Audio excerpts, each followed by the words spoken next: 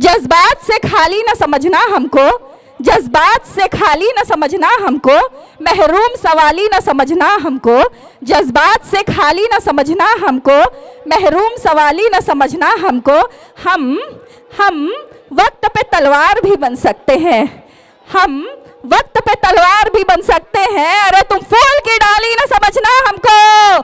तो जिनको ये पता नहीं है कि मुस्लिम महिलाएं क्या कर सकती हैं क्या नहीं, तो वो हमको कमजोर समझते हैं, तो समझते रहे। अब आप सबों के बीच में दिल्ली महिला प्रदेश की अध्यक्ष रह चुकी हमारी ज़बी निसा अभी मौजूदा भागलपुर से चल करके हम सब के बीच में आई है। मैं चाहता हूं कि आप सभी हाथ उठा करके एक बार इस्तकबाल करें इन मोहतरमा के लिए।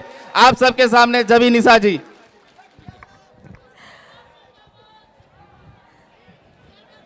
सबसे पहले तो कोचा धामन की जनता को मेरा सलाम नमस्कार।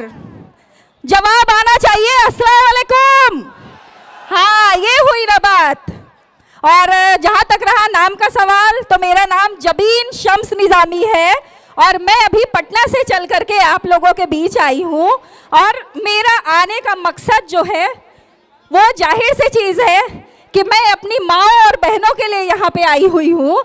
आप सभी जानते हैं हम आधी आबादी हैं और ख़ास तौर से अगर सीमांचल की बात की जाए तो 70% महिलाएं वोटर हैं, लेकिन हम हमेशा हक और अधिकार से वंचित रखा जाता है। तो मेरी कोशिश यही है कि मैं उनकी आवाज़ को अपनी आवाज़ में मिला करके मजबूत करूं। और शुरुआत करती हूं अपनी बातों से। ये तो था मेरा इंट्रोडक्शन।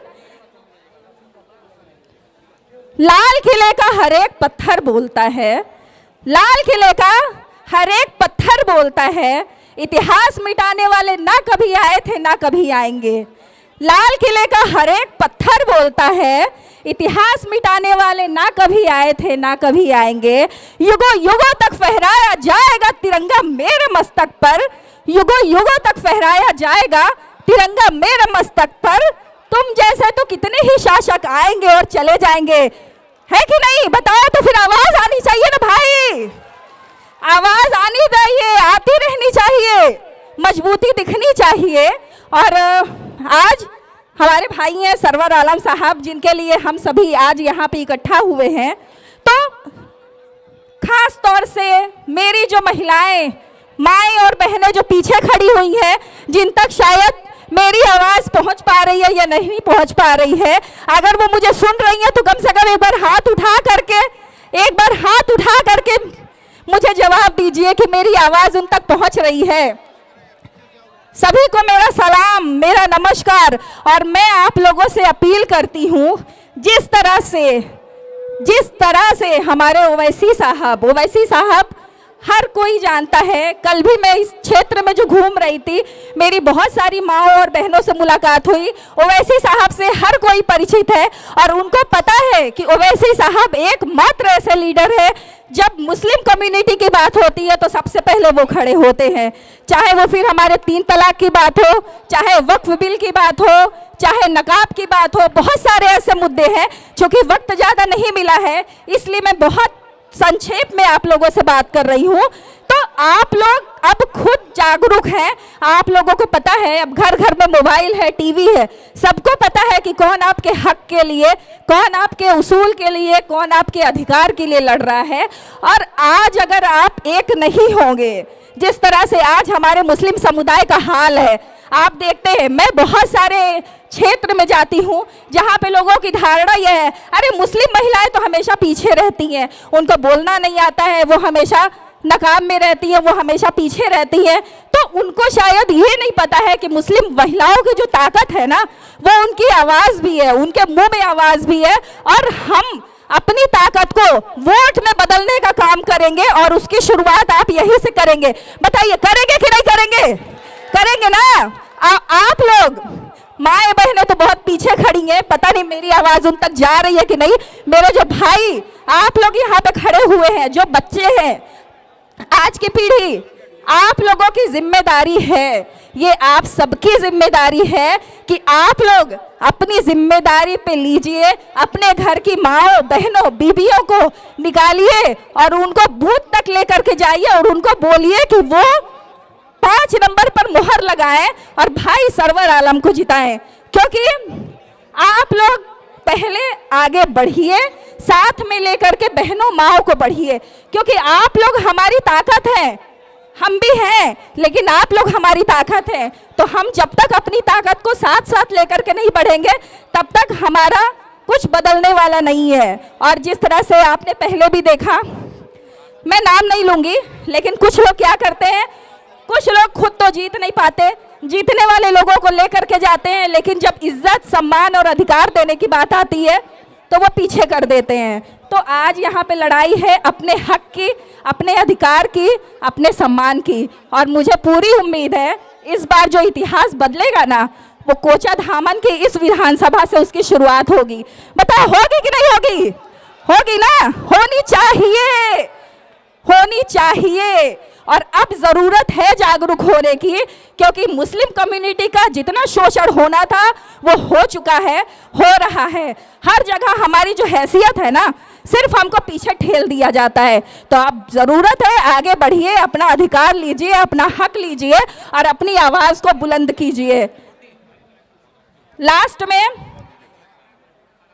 2 लाइनें हैं मेरी माओ और बहनों को समर्पित है। बहुत पुरानी लाइन है, लेकिन इस मंच से मुझे लग रहा है कि अगर मैं बोलूंगी तो मेरी माओ और बहनों को ताकत मिलेगी। जज्बात से खाली न समझना हमको, जज्बात से खाली न समझना हमको, महरूम सवाली न समझना हमको, जज्बात से खाली न समझना हमको, महरूम सवाली न समझना हमको।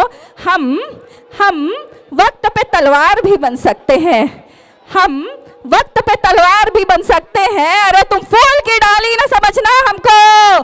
तो जिनको ये पता नहीं है कि मुस्लिम महिलाएं क्या कर सकती हैं क्या नहीं, तो वो हमको कमजोर समझते हैं, तो समझते रहे। लेकिन हमको अपनी ताकत, अपनी आवाज पूरी बुलंदी के साथ 5 नंबर पर 11 तारीख को बटन दबाना है और पतंग को इस बार कोचाधामन विधानसभा पे उड़ाना है। बोलो उड़ाना है या नहीं उड़ाना? आवाज आती रहनी चाहिए और इसी तरह से हौसला बुलंद रहना चाहिए। लास्ट में बस नारा है, मेरा साथ दे दीजिए, बस इतना ही वक्त आप लोगों का है जी। जिंदाबाद जिंदाबाद, पतंग छाप जिंदाबाद जिंदाबाद। मसूद अहमद, केवल 2 मिनट।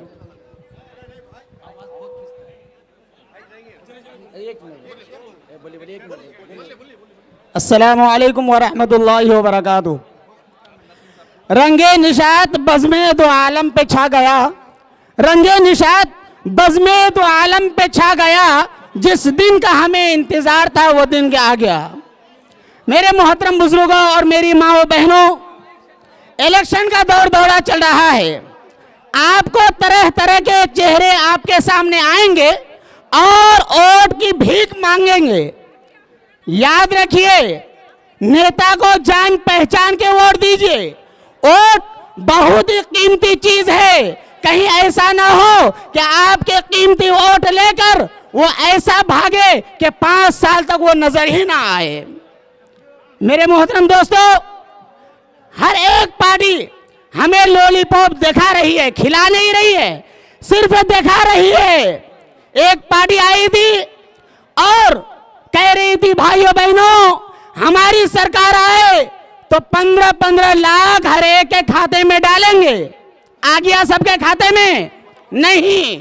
अब एक पार्टी ऐलान कर रही है माए बहने योजना कि हमारी पार्टी की अगर सरकार बनी तो हर एक महिला को 2500 रुपए मंथली दिया जाएगा। मेरे दोस्तों याद रखें, ये सिर्फ जुमलाबाजी है, कोई जमीनी सतह पर नहीं है।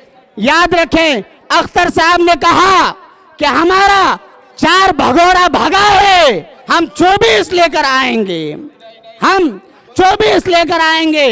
इसलिए मेरे दोस्तों, अपने जमीर का सौदा ना करें, 2-4 रुपए के इवज में अपने कीमती वोट को बर्बाद ना करें।